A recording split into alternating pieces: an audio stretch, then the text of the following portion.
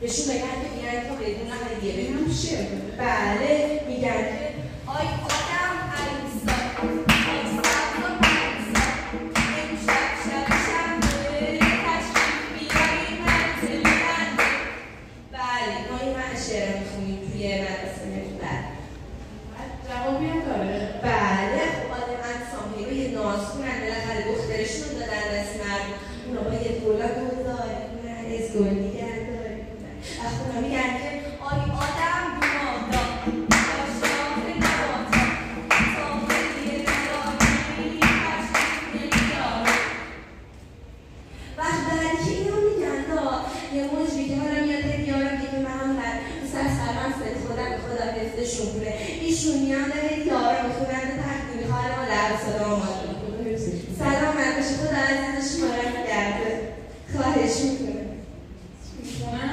هدیه ها را خب باید هر هدیه مثلا اگه شعر میخونیم ممکنه که همسایه آمون هدیه بیاد وقتشون میگویم که